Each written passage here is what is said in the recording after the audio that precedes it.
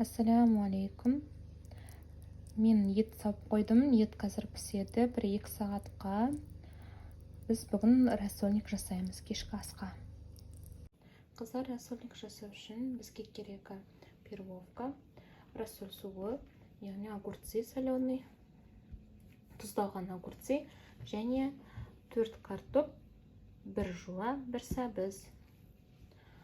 Міне, мынау перловкада біз бір кесені толтырмай, осылай 1 сағат бұрын немесе 2 сағат бұрын суға көп қойсаңыздар, жақсы піседі және тез піседі. Ал бастаймыз.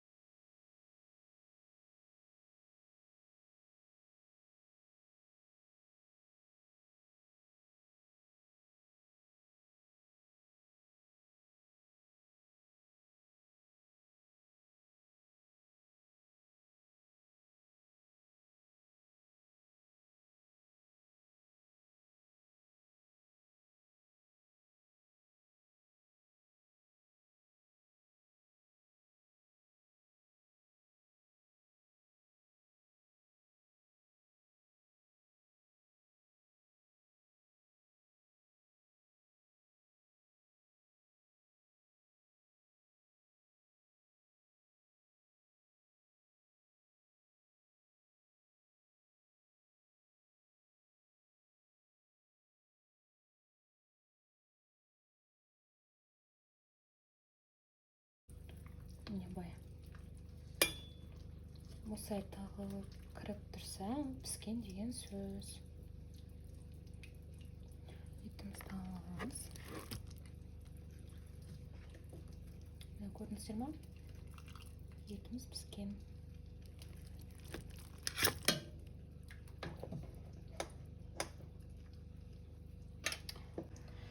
Міне қыздар, сорпамыз қайнады. Перловканы саламыз міне.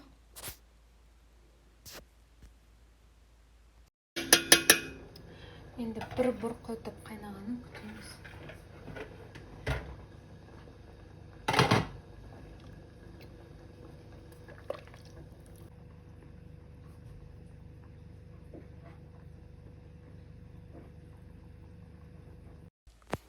Міне қайнады, қыздар, енді жуа мен сәбізді саламыз. Қыздар, міне бұлтыртып қоямыз. Bir бұқтырып қайнасын.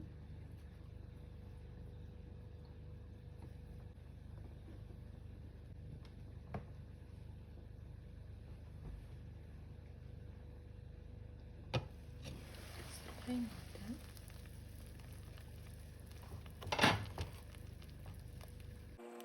Енді картоп саламыз.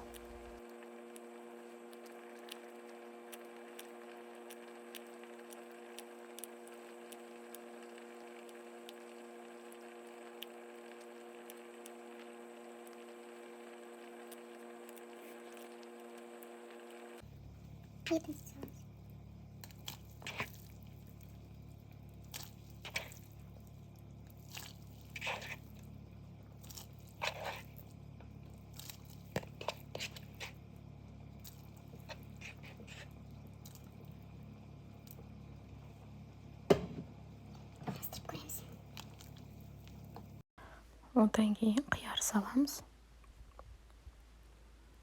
Жақсылап араластырып, рассоль суын құйып, Жақсылап тұрып араластырамыз.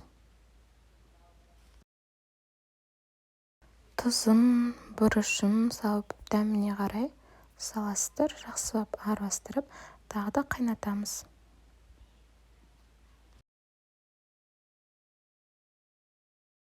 Менде смесь перцев деген бар.